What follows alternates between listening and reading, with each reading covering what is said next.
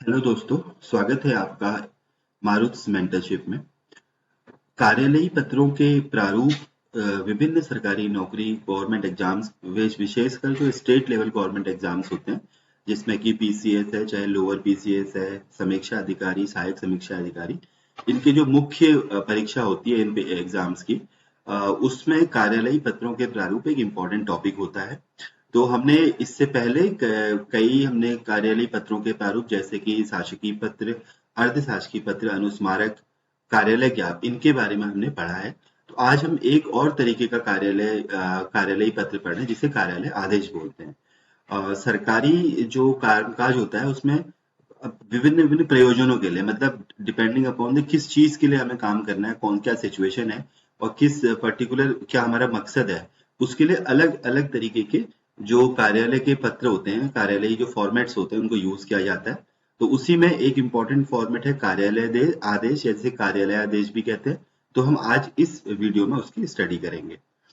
Just फिर एक बार दोबारा से मैं ब्रीफली आपको उत्तराखंड पीसीएस का जो सिलेबस है वो ब्रीफ कर रहा हूँ, जिसमें कि देखिए 20 मार्क्स का क्वेश्चन मेंस में आता है फर्स्ट पेपर में, जिसमें शासकीय पत्र, अर्ध शासकीय पत्र, अधिसूचना, परिपत्र, कार्यालय आदेश, कार्यालय ज्ञापन, अनुस्मारक और विज्ञप्ति हमारा टॉपिक है। ये सिलेबस का पार्ट है, तो हम इसमें कार्यालय आदेश आज पढ़ने जा रहे हैं। ये क्वेश्चन पूछे हैं प्रीवियस ईयर्स में, जिसमें कि एक पूछा है अधिसूचना किसे कहते हैं, अधिसूचना का एक प्रारूप बनाएं जिसमें अवकाश के बाद किसी अधिकारी के पदभार ग्रहण करने का उल्लेख हो। तो ये हम एक मतलब मॉडल क्वेश्चंस खास जो यूपी उत्तराखंड पीसीएस पूछता है मेंस में। दूसरा देखिए, कार्यालय आदेश से क्या अभिप्राय है, इसके आवश्यक गुणों को दर्शाते हुए किसी एक विभाग से संबंधित कार्यालय आदेश का उदाहरण प्रस्तुत कीजिए। शब्द सीमा है 250 वर्ड, 250 शब्दों की, और अंक है 20 अंक, मतलब 20 मार्क्स का क्वेश्चन है। अगर इसको हम अच्छे से अटेम्प्ट कर पाते हैं तो इसमें हमें बहुत अच्छे मार्क्स मिलने की संभावना रहती है। तो हमने सिलेबस देखा, हमने प्रीवियस ईयर के क्वेश्चन पेपर्स देखे, तो हमने अपना जो ब्रेक डाउन किया कि क्या वो एक्चुअल में पूछता है। तो एग्जाम में पूछेगा क्या होता है, बेसिकली जैसे हमें भी कार्यालय आदेश पढ़ रहे हैं, तो एग्जाम में क्वेश्चन आएगा कि कार्यालय आदेश क्या होता है, उसकी क्या विशेषताएं हैं, मतलब उसके क्या अच्छे कार्यालय आदेश के क्या गुण होने चाहिए, कि उसमें किस तरीके की भाषा का प्रयोग किया जाना चाहिए, उसकी क्या कोई विशेष कोई स्पेशलिटी अगर उसकी है तो वो किस केस में उसको यूज किया जाना चाहिए, ये एक पहला हमारा प्रश्न बनता है। दूसरा, उसका प्रयोग कब होता है, उसका उपयोग कब किया जाता है, क्योंकि जैसे मैंने आपसे भी बताया कि सरकारी कामकाज में एक विभिन्न प्रयोजनों के लिए जो स्पेसिफिक रीजन होता है किस चीज के लिए, उसके लिए एक अलग हर चीज के लिए एक अलग फॉर्मेट होता है। तो कार्यालय आदेश है वो किस चीज के लिए यूज होता है, किस फॉर्मेट, उस फॉर्मेट को कब यूज किया जाता है, ये क्वेश्चन हो सकता है। फिर प्रारूप बनाकर दिखाना होता है कि एक स्टैंडर्ड फॉर्मेट, जिसे हम मसौदा भी कहते हैं या प्रारूप कहते हैं, वो बनाकर दिखाना होता है। और एक हमें प्रैक्टिकली एक हमें कार्यालय आदेश लिखकर दिखाना होता है। इसके लिए जो हमें लिख के दिखाना होता है, उसके लिए जरूरी है कि हम सरकारी कामकाज की जो भाषा है और उस पर्टिकुलर जो फॉर्मेट है उसकी भाषा है उसको भी ध्यान रखें। कुछ स्पेसिफिक वर्ड्स होते हैं जो अभी हम आगे डिस्कस करेंगे, कुछ स्पेसिफिक सेंटेंसेस वाक्य होते हैं उनको हम डिस्कस करेंगे। तो जरूरी होता है कि हम उस लैंग्वेज को हमें वो आए और हम उसे उसमें लिख कर आए, उससे हमारे मार्क्स बढ़ने की संभावना रहती है। तो अब हम आगे पढ़ेंगे कार्यालय आदेश क्या होता है। तो दोस्तों, ये हमारा कार्यालय आदेश हम अभी पढ़ रहे हैं। इसमें सबसे पहले इसका प्रयोजन, मतलब किस केस में हम कार्यालय आदेश को यूज करते हैं। तो इसमें है आंतरिक प्रशासन संबंधी अनुदेश जारी करने के लिए। तो हमारा कोई एक मंत्रालय हो सकता है, एक हमारा विभाग हो सकता है, या हमारा एक कार्यालय हो सकता है। तो उसके उसके अंदर अपने जिस ऑफिस में हम बैठते हैं वहां पर एक सुपीरियर है और काफी सारे सबॉर्डिनेट्स हैं। एक हेड कार्यालय अध्यक्ष उसे बोलते हैं, वो होता है, और कई सारे हमारे सबॉर्डिनेट्स हमारे अंदर कर्मचारी काम करते हैं। तो उनको कोई भी डायरेक्शन देने के लिए, अगर हमें उन्हें कोई डायरेक्शन देना है, एक जनरल डायरेक्शन देना है, उसके लिए हम किसका यूज करते हैं, कार्यालय आदेश का यूज करते हैं, जिसे हम क्या बोलते हैं, आंतरिक प्रशासन संबंधी अनुदेश या फिर आदेश जारी करने के लिए हम इसका प्रयोग करते हैं कार्यालय से। किसके लिए, अधिकारियों कर्मचारियों दोनों के लिए लिखा जा सकता है। सपोज एक ऑफिस है, उसमें एक बॉस बैठते हैं और कई नीचे अधिकारी बैठते हैं और कई सारे कर्मचारी बैठते हैं। तो जो कार्यालय आदेश होता है अधिकारियों और कर्मचारियों दोनों के लिए ही लिखा जा सकता है। उसके बाद इसकी भाषा, देखिए कार्यालय आदेश हमेशा अन्य पुरुष में लिखा जाता है। जो हमारी शासकीय पत्र होता है उसकी जो भाषा होती है उसी की तरह इसको भी हम क्या कर सकते हैं, अन्य पुरुष में लिखा जाता है। सूचना परक भाषा का प्रयोग होता है कि बेसिकली हम इसमें कोई आदेश या कोई सूचना दे रहे होते हैं तो सूचना परक भाषा का इसमें प्रयोग किया जाता है। किन मामलों में? कार्यालय में कार्यरत अधिकारियों, कर्मचारियों एवं दो अनुभागों के बीच काम के वितरण के लिए। अगर हमें कोई ऑफिस में क्या होता है कि देखिए अलग अलग पटल होते हैं। अब एक ऑफिस में एक नहीं कई सारे काम होते हैं, तो हर जो कार्यालय का अध्यक्ष होता है वो क्या करता है, उन कामों का डिवीजन करता है अपने अपने अधीनस्थों के बीच में, अपने जो सबॉर्डिनेट्स होते हैं उनमें उन कामों का विवरण करता है, वितरण करता है। तो कार्यालय आदेश इसलिए इसमें यूज किया जाता है कि हम कैसे कैसे उस कार्यों का वितरण करेंगे। अगर मैं आपको एक एग्जांपल दूं, सपोज एक कार्यालय है, उसमें जैसे ब्लॉक कार्यालय सपोज है, उसमें कई सारे काम होने हैं। प्रधानमंत्री आवास से संबंधित काम होने, मनरेगा से संबंधित काम होने, उसके अलावा राशन कार्ड से संबंधित काम होने। तो जो उसका कार्यालय अध्यक्ष होगा वो क्या करेगा कि अलग अलग अनुभागों में या पटलों में क्या करेगा, उस काम को डिवाइड करेगा कि ये काम इस विभाग अनुभाग को दिया जाता है या इस पटल को दिया जाता है, ये काम इस अनुभाग या पटल को दिया जाता है। तो उस चीज के लिए वो जिस फॉर्मेट का यूज करेगा वो क्या होगा, कार्यालय आदेश होगा। फिर देखिए अधिकारियों कर्मचारियों का एक कार्यालय अनुभाग से दूसरे कार्यालय अनुभाग में स्थानांतरण या तैनाती के लिए जो ट्रांसफर्स होते हैं विद इन ऑफिस। एक ऑफिस में मैंने जैसे आपको बताया कई अनुभाग या कई पटल होते हैं, तो एक पटल से दूसरे पटल में, एक अनुभाग से दूसरे अनुभाग में जब ट्रांसफर्स किए जाते हैं तो उसके लिए भी कार्यालय आदेश का यूज किया जाता है। फिर देखिए आकस्मिक अवकाश व प्रतिबंधित अवकाश को छोड़कर सभी प्रकार की छुट्टियों की मंजूरी के साथ साथ अन्य नियमित प्रशासनिक कार्यों के लिए। देखिए ये बहुत इंपॉर्टेंट है। आकस्मिक जो हमारे अवकाश होते हैं, मतलब जो हमारे सीएल जिसे हम बोलते हैं वो होती है, और जो प्रतिबंधित अवकाश होते हैं, इन दोनों अवकाशों को छोड़कर जितने भी प्रकार की कई सारी और छुट्टियां होती हैं हमारी, जैसे ईएल होती हैं, उसके बाद एलटीसी के लिए लीव्स होती हैं, और कई तरीके की हमारी जैसे मेडिकल लीव्स होती हैं। तो उन सब के लिए हम किसका यूज करते हैं, कार्यालय आदेश का यूज करते हैं। लेकिन आप इसमें जब लिखें तो अवश्य लिखेंगे कि ये दो छुट्टियां इसमें नहीं आएंगी, जो आकस्मिक अवकाश है और प्रतिबंधित अवकाश है वो इसमें कवर नहीं होता है। तो ये हमने किन मामलों में इसका यूज किया जाता है, इसमें किस तरीके की भाषा होती है। अब देखिए हम आगे इसका फॉर्मेट देखते हैं, इसका फॉर्मेट कैसा होता है। देखिए अन्य सभी फॉर्मेट्स की तरह इसमें भी सबसे ऊपर हमारा कार्यालय आदेश संख्या लिखा जाता है। यहाँ पे केवल संख्या लिखा है, आप चाहें तो इसे कार्यालय का डॉट संख्या लिख सकते हैं, कार्यालय आदेश संख्या। फिर वही हमारा फॉर्मेट है, देखिए भारत सरकार और उसका मंत्रालय क्या है और विभाग कौन सा है, ये यहाँ पर आ जाएगा। फिर स्थान जहां से वो कार्यालय आदेश जारी किया गया उस स्थान का नाम, दिनांक, ये सब दाएं कोने पे दाईं साइड में आएगा हमारे लेटर के। ये हमारे कहाँ पे है, देखिए बिल्कुल सेंटर टॉप में आएगा ये। और ये कहाँ पर आएगा, हमारे राइट साइड में आएगा। इसको हमें ध्यान देने की आवश्यकता है। उसके बाद हम बोल्ड में कार्यालय आदेश लिखेंगे, आप चाहें तो इसे अंडरलाइन भी कर सकते हैं, तो ये हमारे यहाँ कार्यालय आदेश आ जाएगा। उसके बाद हमारा कलेवर आएगा, मेन जो हमारा बॉडी का पार्ट है, जो हमारा मेन मैटर इसमें लिखा जाना है वो आएगा।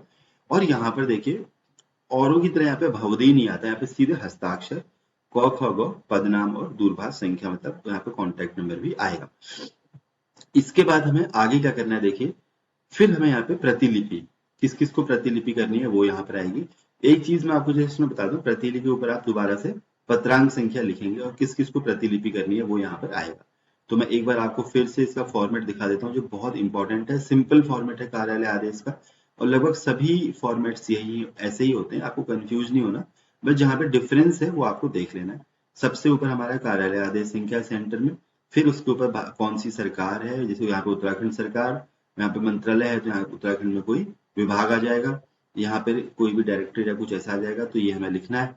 उसके बाद यहाँ पे स्थान जहां से पत्र भेजा जाना है दाईं साइड में, फिर दिनांक, उसके बाद यहाँ पर कार्यालय आदेश। इंपॉर्टेंट चीज ये है कि इसमें विषय नहीं लिखा जाता, ये हम अच्छे से जानते हैं। उसके बाद उसका हमारा कलेवर बॉडी पार्ट आ जाएगा और हस्ताक्षर, उसके बाद जिसने हस्ताक्षर किया उसका नाम, उसका पदनाम और दूरभाष संख्या आ जाएगी यहाँ पे दाईं साइड में नीचे। और यहाँ पे किस किस को प्रतिलिपि कर रहे हैं ये आएगा। इसके बाद देखिए हम इसके जो इसका प्रारूप है उसके कुछ प्रमुख बिंदु हैं, उन बिंदुओं को देखते हैं क्या है। देखिए कार्यालय आदेश के सभी प्रारूपों में सबसे ऊपर मध्य में संख्या, फाइल संख्या का संक्षिप्त रूप लिखी जाती है जो हर कार्यालय विभाग के अनुसार होती है। ये इंपॉर्टेंट चीज है कि वहां पर हमें कार्यालय संख्या लिखी, मतलब वो पत्रांक या फिर कार्यालय आदेश संख्या लिखी जाएगी। भारत सरकार सभी में लिखा जाएगा, मंत्रालय और विभाग का नाम यथारूप में लिखा जाएगा। तो वो तो सभी चीजों में है, तो उसे कोई कंफ्यूज होने की जरूरत नहीं है। प्रारूप के दाईं ओर खाली दी हुई जगह में स्थान के उल्लेख के बाद कार्यालय आदेश जारी करने की तारीख लिखनी होती है। फिर प्रारूप के मध्य में कार्यालय आदेश सभी में समान रूप से लिखा जाता है, ये देखने वाली बात है। कार्यालय आदेश के कलेवर संबंधी नमूने आगे अभी आपको दिए गए हैं, वो आपको हम बताएंगे कि अलग अलग केसेस में किस तरीके से अलग अलग तरीके के कार्यालय आदेश बनाए जाते हैं, कुछ नमूने आपको दिए जाएंगे। कार्यालय आदेश में संबोधन और अधोलेख का प्रयोग नहीं होता। संबोधन और अधोलेख मतलब जैसे जहां पर हम महोदय महोदया जो वर्ड यूज करते थे वो नहीं होता उसमें, और अधोलेख में जैसे भवदी लिखते हैं वो हमें इसमें यूज नहीं करना होता है। बहुत ध्यान देने वाली बात है क्योंकि वो एक जनरल ऑर्डर होता है। विषय और संदर्भ भी कार्यालय आदेश में नहीं लिखे जाते।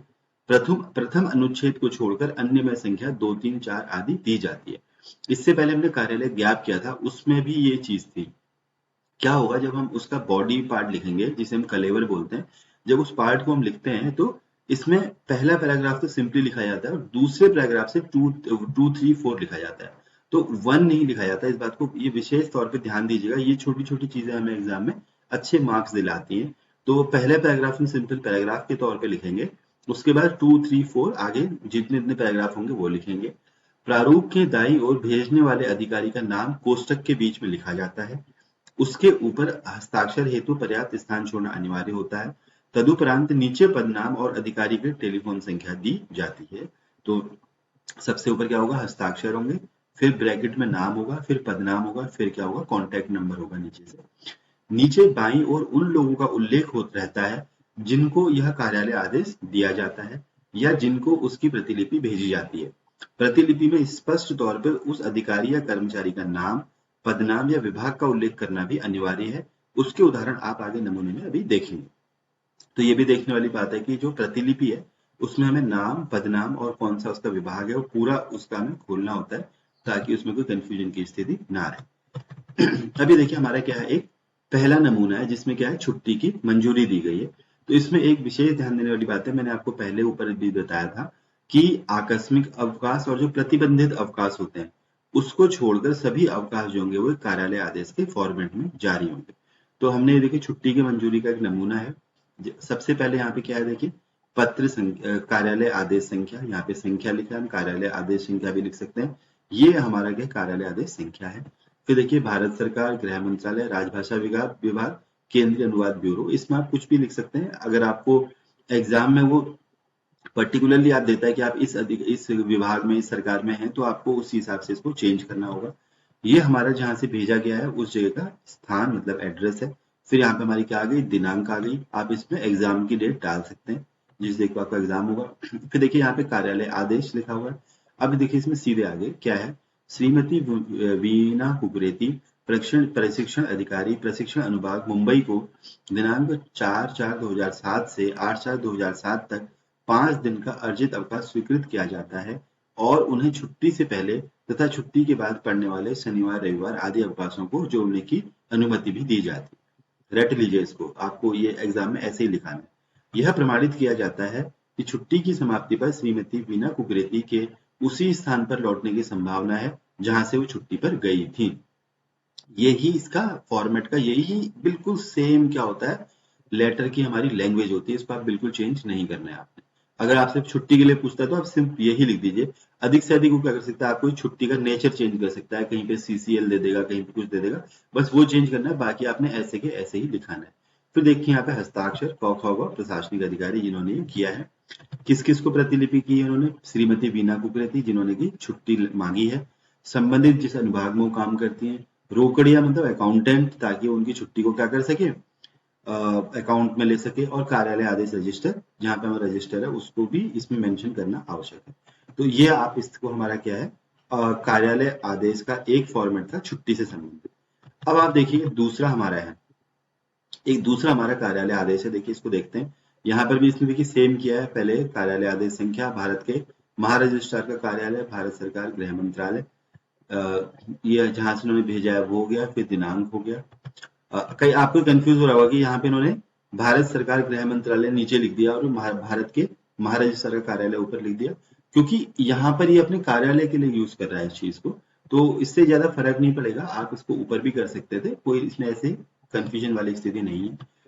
फिर देखिए कार्यालय आदेश क्या है। सचिवालय प्रशिक्षण तथा प्रबंध संस्थान कार्मिक और प्रशिक्षण विभाग नई दिल्ली के पत्र संख्या ए, ये पत्र संख्या है, दिनांक इतना द्वारा दिनांक से इतने तक 4 दिवसीय प्रशिक्षण पाठ्यक्रम विंडोज एवं माइक्रोसॉफ्ट वर्ड एक परिचय हेतु नामांकन की स्वीकृति प्राप्त होने के फलस्वरूप इस कार्यालय के श्री वाई एन गिरी वरिष्ठ संकलनकर्ता सैंपल रजिस्ट्रीकरण प्रणाली प्रभाग तथा श्री राजपाल कनिष्ठ संकलनकर्ता को दिनांक इतने को अपराह्न से कार्यमुक्त किया जाता है। ये बेसिकली ट्रेनिंग के लिए इनको क्या किया जा रहा है, कार्यमुक्त किया जा रहा है। श्री वी एन गिरी वरिष्ठ संकलनकर्ता तथा श्री राजपाल कनिष्ठ संकलनकर्ता को निर्देश दिया जाता है कि वे प्रशिक्षण कार्यक्रम में भाग लेने हेतु श्री हरिओम सिंह उप निदेशक को दिनांक इतने को पूर्वान्ह 9:15 बजे कंप्यूटर लैब सचिवालय प्रशिक्षण तथा प्रबंध संस्थान जवाहरलाल नेहरू विश्वविद्यालय पुराना नया मेहरौली रोड नई दिल्ली को रिपोर्ट करें। ये भी बिल्कुल ऐसी की ऐसी लैंग्वेज आपने यूज करनी है। अगर वो आपसे पूछता है कि आपके कार्यालय में कर्मचारी है, उन्हें आपको ट्रेनिंग में भेजना है, तो किस तरीके का आप कार्यालय आदेश देंगे। इसी कार्यालय आदेश को किसी का अगर ट्रांसफर होता है उस केस में भी आप क्या कर सकते हैं, यूज कर सकते हैं। फिर देखिए यहाँ पे वही फॉर्मेट सेम रहेगा, हस्ताक्षर अवर सचिव। यहाँ पे इन्होंने कॉन्टैक्ट नंबर नहीं लिखा है, आप लिख सकते हैं, उससे इतना फर्क नहीं पड़ना। फिर किस किस को प्रतिलिपि भेजी जा रही है, श्री हरिओम सिंह, दीपक सिंह, ओम प्रकाश खुराना, यह है। इसमें एक चीज मैं आपको थोड़ा सा बताना चाहूंगा, इसमें सीनियर टू जूनियर आता है प्रतिलिपि में। सबसे पहले जो सबसे सीनियर होते हैं उन्हें भेजा जाता है और धीरे धीरे धीरे करके फिर हम क्या करते हैं, नीचे वालों को इसको भेजते हैं। और देखिए यहाँ पे दोबारा से हस्ताक्षर अवर सचिव या करेंगे फिर से। उसके बाद आप देखिए हमारे पास तीसरा फॉर्मेट और है इसमें, सेम फॉर्मेट देखिए यहाँ पे संख्या, भारत सरकार, राजभाषा विभाग, ये सब है। यहाँ पे हमारा एड्रेस है, यहाँ पे दिनांक है।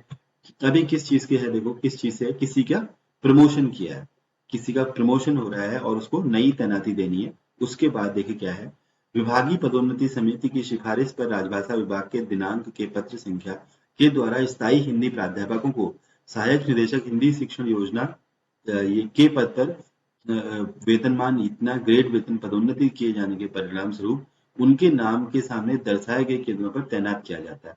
यह पदोन्नति सहायक निदेशक के पदभार ग्रहण करने की तिथि से प्रभावी होगी।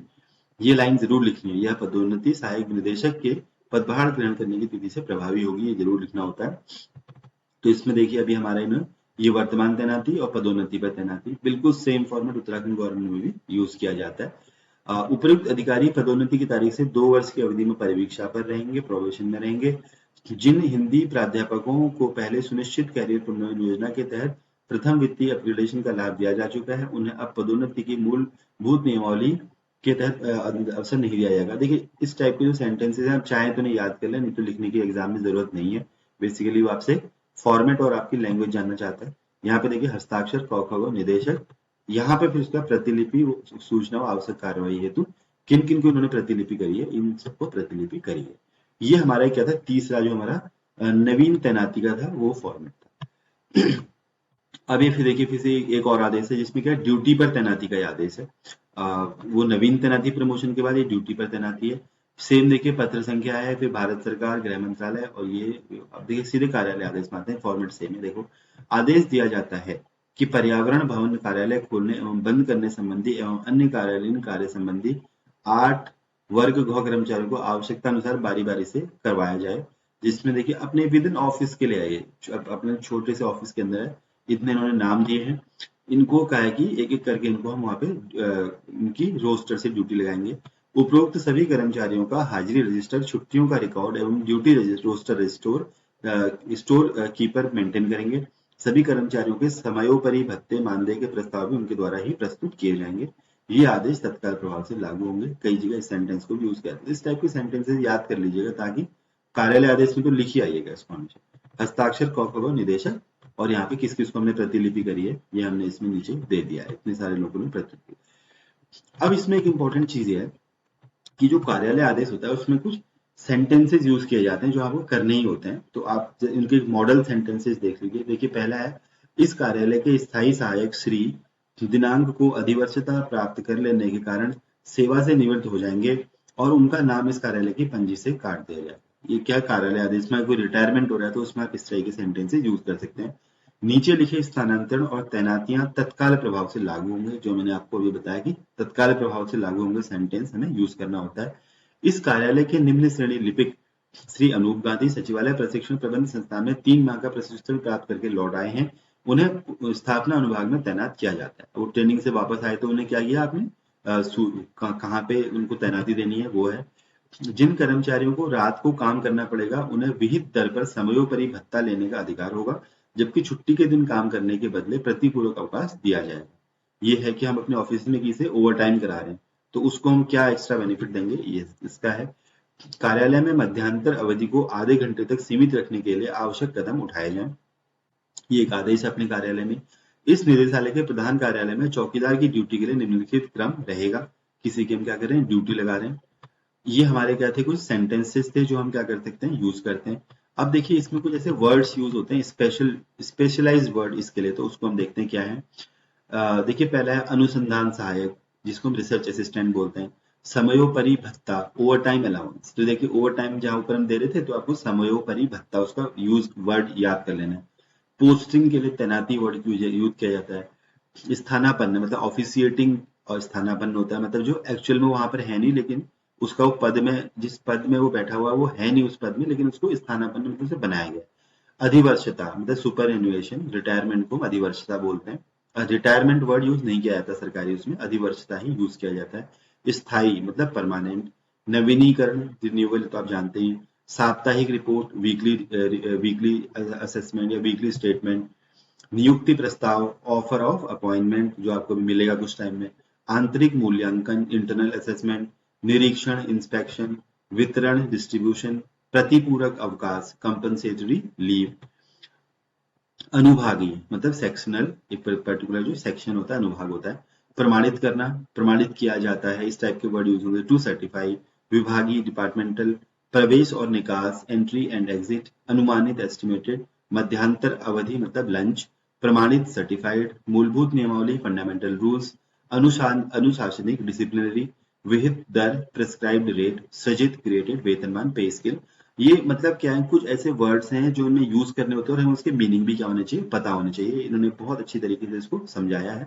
तो ये हमारा क्या था, कार्यालय आदेश का एक फॉर्मेट था जो हमने देखा कि एक विभिन्न कार्यालय के अंदर ही या विभाग के अंदर ही कर्मचारियों से एक one sided communication, two sided communication, one sided communication के लिए कार्यालय आदेश का क्या किया जाता है, प्रयोग किया जाता है। दोस्तों इस वीडियो में हमने एक कार्यालय आदेश क्या होता है, उसकी किस तरह की उसमें लैंग्वेज लिखी जाती है, कहाँ उसका यूज किया जाता है, क्या उसका प्रयोग होता है और अलग अलग टाइप के उसका फॉर्मेट कैसा है, मतलब उसका मसौदा या प्रारूप कैसा होता है, ये हमने पढ़ा। साथ में हमने ये भी देखा कि अलग अलग तरीके के कार्यालय आदेश, जैसे कि किसी की हमें यदि अवकाश या छुट्टी लीव स्वीकृत करनी है तो उस केस में कैसा होगा, किसी की तैनाती करनी है, किसी को ट्रेनिंग में भेजना है, किसी का ट्रांसफर करना है, कुछ लोगों को ऑफिस के अंदर कुछ काम पर्टिकुलर काम में लगाना है, ओवर टाइम देना है या फिर, तो इन सब अलग अलग केसेस के लिए हमने देखे किस तरीके से हम क्या करते हैं, कार्यालय आदेश लिखते हैं। इस बार का खासतौर से जो उत्तराखंड पीसीएस का एग्जाम है उसमें कार्यालय आदेश एक प्रोबेबल टॉपिक है। हालांकि 2012 में ये पूछा जा चुका है लेकिन फिर भी उसे क्या कर सकता है, वो रिपीट कर सकता है। एग्जाम में आपसे ये भी पूछ सकता है कि कार्यालय ज्ञाप और कार्यालय आदेश में क्या अंतर होता है, तो आप इन दोनों में अंतर भी एक बार देख लें। अगर आप कार्यालय ज्ञाप और कार्यालय आदेश दोनों चीज पढ़ लेंगे तो आपको समझ में आ जाएगा कि कार्यालय ज्ञाप जो है वो इंफॉर्मेशन देने के लिए होता है बेसिकली अपने कर्मचारियों को, और कार्यालय आदेश जो है वो पर्टिकुलरली किस चीज के लिए होता है, जैसे किसी भी वो आदेश की तरह ही देने के लिए होता है, जैसे छुट्टियों के लिए आदेश, तैनाती का आदेश, इस तरीके लिए। और जो कार्यालय ज्ञाप होता है वो जनरल कम्युनिकेशन के लिए होता है कि आपको कोई मैसेज देना है, उसके लिए क्या होता है, कार्यालय ज्ञाप का प्रयोग किया जाता है। उसके बाद भाषा लोग दोनों की लगभग सेम है। फॉर्मेट्स थोड़े थोड़े अलग हैं तो आपको फॉर्मेट्स को देखना होगा, आपको बताना होगा कि इनमें इन फॉर्मेट्स में ऐसा होता है। तो ये अंतर भी इसमें क्या कर सकता है, पूछ सकता है। तो मुझे उम्मीद है कि ये वीडियो आपको आपकी तैयारी में हेल्प करेगा और मैं फिर आपसे यही कहूंगा कि आप इन फॉर्मेट्स के साथ साथ कम से कम 7 से 8 कार्यालय आदेश लिख लें ताकि आपको एग्जाम देने से पहले कॉन्फिडेंस आ जाए और आप उसकी भाषा, क्योंकि पर्टिकुलर जो उसकी भाषा होती है एग्जाम्स में लिखने के लिए, कार्यालय की जो भाषाएं होती हैं उसको आप क्या कर सकें, अच्छे से ग्रैब कर सकें, उसे समझ सकें। तो आगे बने रहिए, कुछ और अच्छी वीडियोस के साथ हम फिर आएंगे, तब तक के लिए all the best, good bye.